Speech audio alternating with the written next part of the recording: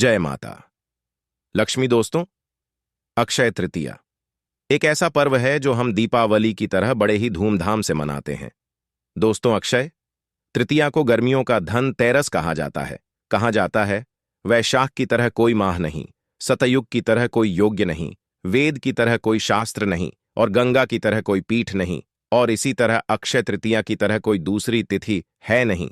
अक्षय यानी कि कभी न नष्ट होने वाली थी, और अक्षय तृतीया को सर्वश्रेष्ठ मुहूर्त कहा गया है। शास्त्रों में इस तिथि को स्वयं सिद्ध मुहूर्त माना गया है। अक्षय तृतीया पर सुख समृद्धि के लिए सोना चांदी खरीदना शुभ माना जाता है।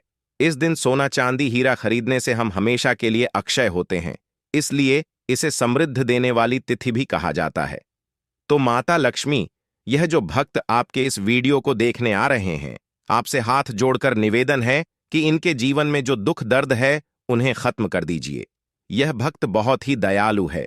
दोस्तों, आज हम बात करेंगे अक्षय तृतीया का भय 10 मई या 11 मई, भाई, और साथ ही जानेंगे अक्षय तृतीया का पर्व इतना महत्वपूर्ण क्यों है कि इसे गर्मियों की धनतेरस कहा जाता है।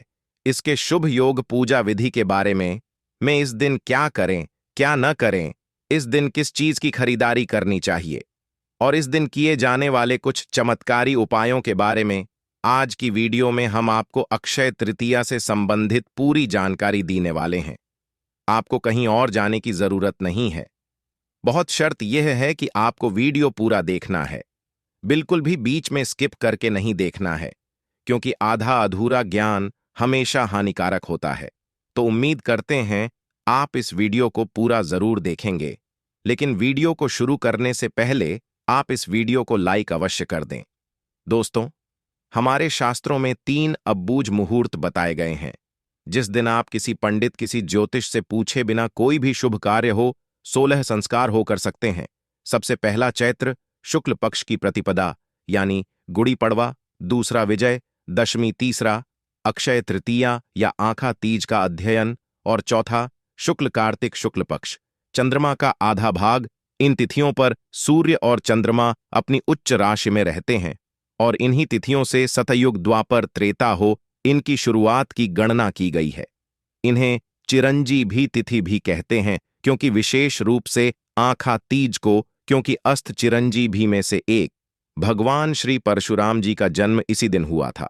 धर्म की रक्षा के लिए भगवान विष्णु ने अनेक अवतार लिया, जिसमें नर नारायण, हरिगिरि, परशुराम, 3 अवतार, पवित्र अवतार अक्षय तृतीया को ही उदय हुए।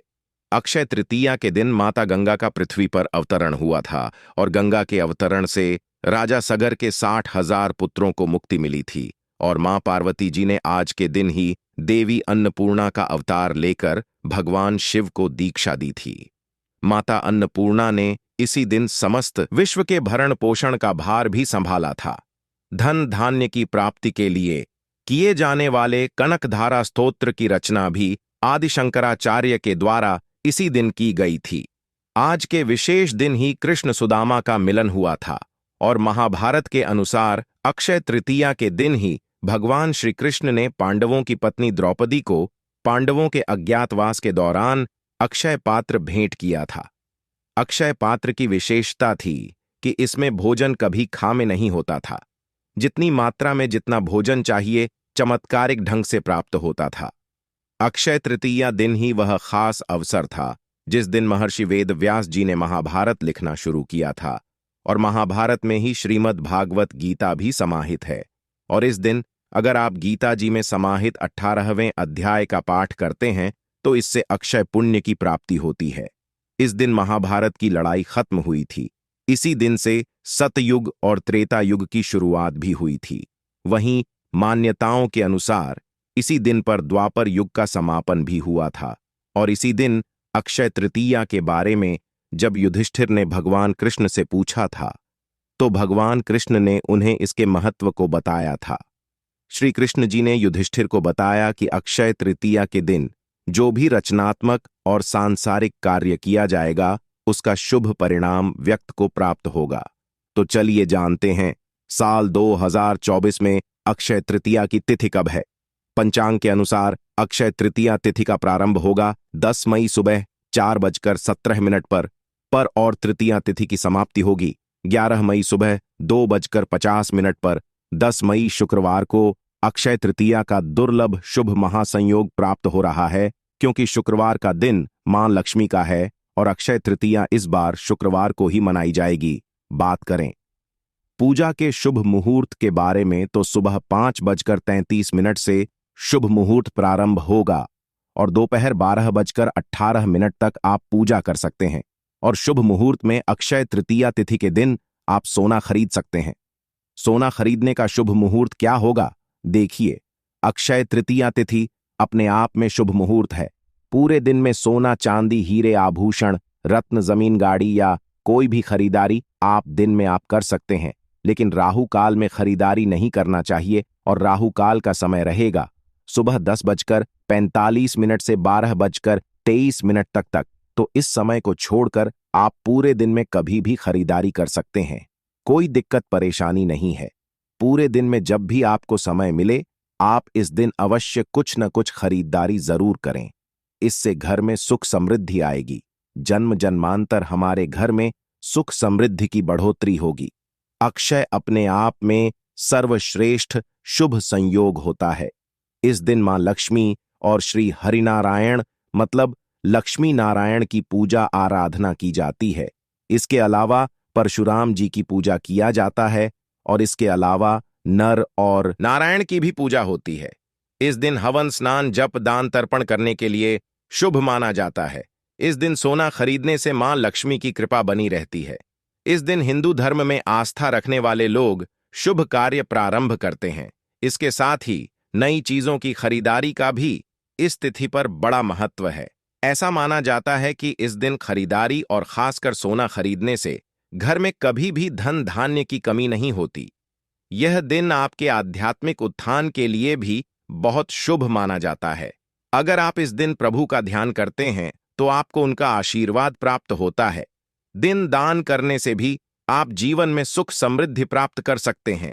कोई भी नया काम हो, नया घर हो, नया कारोबार हो, इसको शुरू करने से उसमें बरकत मिलेगी, ख्याति मिलेगी। पंचांग देखे बिना ही आज के दिन कोई भी शुभ और मांगलिक कार्य जैसे विवाह, गृह प्रवेश, वस्त्र, आभूषणों की खरीदारी, भूखंड, वाहन, कोई भी चीज की खरीदारी, कोई जमीन जायदाद, कोई नए कपड़े, कोई भी आभूषण, कोई नई संस्था की स्थापना, कोई समाजवादी की स्थापना, कोई उद्घाटन करना सभी श्रेष्ठ रहता है। मांगलिक कार्यों की शुरुआत के लिए अति उत्तम दिन है और इस दिन जो भी आप काम करेंगे इसमें खूब बरकत होगी। आज के दिन अपने कर्म हो, सेवा हो, दान से मनुष्य धर्म का पालन करना चाहिए। इस दिन पितरों के निमित्त कहीं पर भी भोजन दान करें। आश्रमों में आप भोजन अनाज का दान कर सकते हैं। आप किसी गरीबों के आश्रम जा सकते, अंधों के आश्रम जा सकते हैं, वहां भोजन करा सकते हैं। तर्पण कर आई अपने पितरों के निमित्त पिंड दान कर आइए, इसे अक्षय फल प्राप्त होते हैं।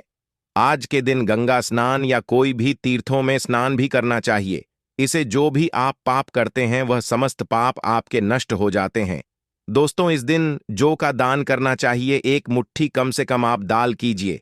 इससे स्वर्ण दान का महत्व तो स्वयं तो आप दान नहीं कर सकते, तो धरती का प्रथम अन्न जो माना गया है और जो के दानों को स्वयं के दानों के बराबर माना जाता है, तो आज के दिन 1 मुट्ठी जो कभी अगर आप डाल कर लेते हैं तो भी स्वयं दान के बराबर फल प्राप्त कराता है। इस दिन आप जो इच्छा हो, पंखा, छाता, जल, सत्तू, फल, वस्त्र, किसी भी चीज का दान कर सकते हैं। भूमि दान का भी महात्म्य होता है, लेकिन भूमि हर किसी के बस की नहीं होती है, तो आप कम से कम 1 मुट्ठी चावल ही दाल कीजिए, पर कीजिए जरूर। अक्षय तृतीया के दिन मां पार्वती नर नारायण की पूजा का विधान है और अक्षय तृतीया के दिन ही चारों धामों में से एक श्री बद्री नारायण के पट खुलते हैं। और आपको बता दूं, वृंदावन में जो बांके बिहारी जी का मंदिर है, उस दिन सिर्फ आज के दिन ही आपको श्री विग्रह के चरणों के दर्शन होते हैं, नहीं तो पूरे साल वह कपड़ों से ढके हुए रहते हैं।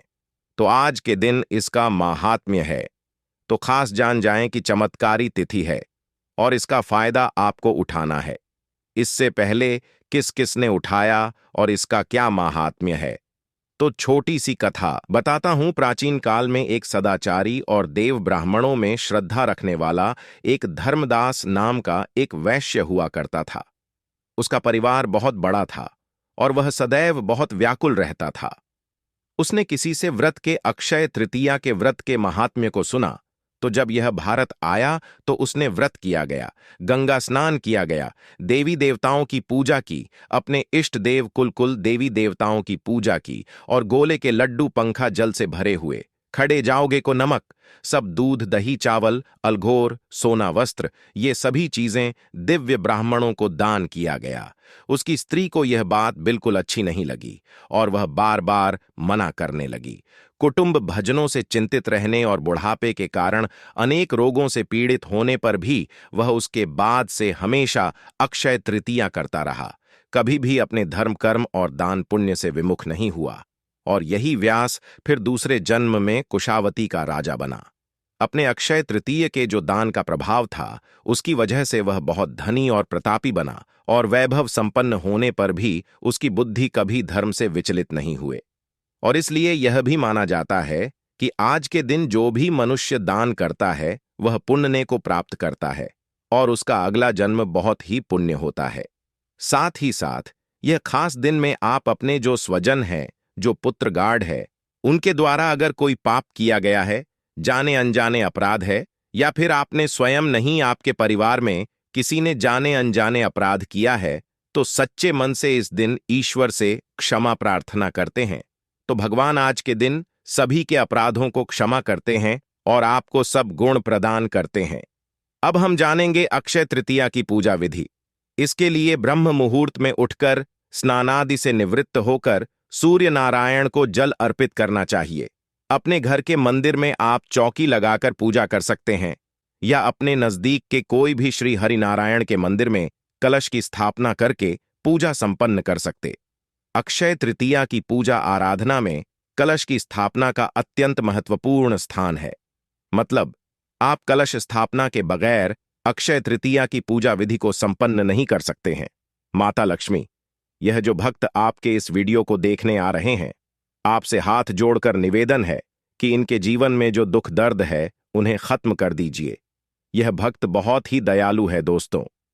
कलश की स्थापना करके, विधि विधान से लक्ष्मी नारायण की पूजा करके, धूप दीप अर्पित करके मां लक्ष्मी और श्री हरि विष्णु के मंत्रों का जाप अवश्य करना चाहिए। खीर का भोग अर्पित करें। सफेद मिठाई या दूध से निर्मित मिठाई का भोग लगाना उत्तम होता है। अपने सामर्थ्य के अनुसार और सच्ची श्रद्धा भक्ति से आपको भोग लगाना चाहिए। श्री हरिनारायण आपके भोग को अवश्य ही स्वीकार करेंगे। इसके बाद आप आरती करके की क्षमा याचना कर लीजिए। क्षमा याचना करना अत्यंत आवश्यक होता है, क्योंकि अगर हमारे से पूजा में कोई भी भूल चूक गलती होती है, उसे हमें तत्काल पूजा के समय पूजा आरती करने के बाद भगवान जी से क्षमा याचना मांग लेते हैं। तो हमारी पूजा में जो भी गलती हुई है, भूल चूक हुई है, उसके लिए हमें प्रभु जी जरूर क्षमा कर देते हैं। माता लक्ष्मी, यह जो भक्त आपके इस वीडियो को देखने आ रहे हैं, आपसे हाथ जोड़कर निवेदन है कि इनके जीवन में जो दुख दर्द है उन्हें खत्म कर दीजिए। यह भक्त बहुत ही दयालु है दोस्तों।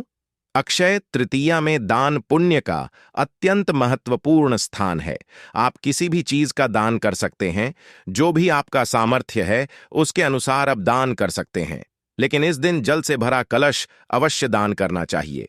एक कलश में जल भरकर उसमें थोड़ी चीनी शक्कर डालकर कर मीठा जल घर के किसी भी ब्राह्मणों को दक्षिणा के साथ दान कर देना चाहिए। इससे आपके जीवन में सुख समृद्धि आएगी। साथ ही आपके जीवन में अगर आर्थिक तंगी है तो उससे भी छुटकारा आपको मिल जाएगा। तो आप जानते हैं इस दिन क्या करना चाहिए दोस्तों। अक्षय तृतीया का दिन मां लक्ष्मी को प्रसन्न करने का दिन कहा जाता है। अगर इस दिन मां लक्ष्मी के मंत्रों का हम अधिक से अधिक जाप करते हैं तो इससे हमें जन्म जन्मांतर के लिए मां लक्ष्मी की कृपा प्राप्त होती है। इस दिन मां लक्ष्मी श्री हरि नारायण की पूजा पाठ करके विष्णु सहस्त्र नाम का हमें पाठ करना चाहिए। इस दिन श्री सूक्त या कनकधारा का पाठ भी कर सकते हैं। कोई भी महालक्ष्मी के मंत्र का जाप आप कर सकते हैं। महालक्ष्मी का बीज मंत्र है महालक्ष्मी नरमा।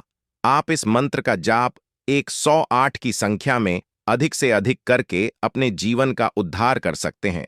जीवन में सुख, वृद्धि और खुशियां ला सकते तो आप जरूर उस दिन इस मंत्र का जाप, ये आपके घर के आसपास जो भी मंदिर है, देवी देवताओं का मंदिर है, उनकी पूजा आराधना जरूर करनी चाहिए।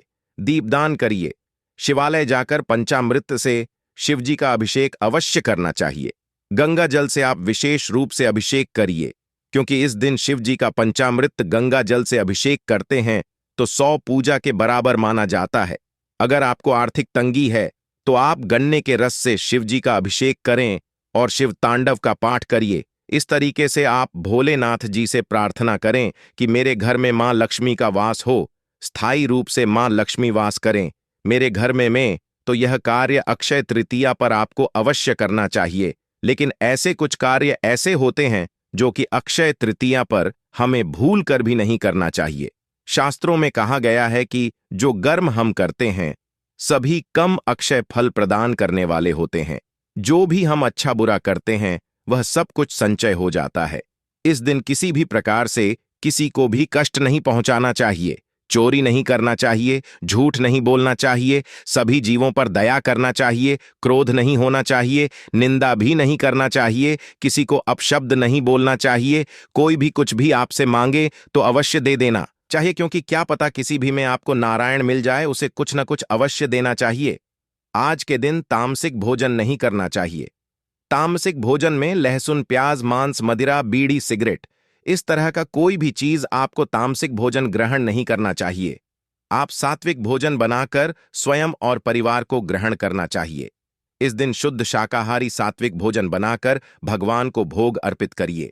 उसके बाद स्वयं अपने परिवार के साथ ग्रहण करिए।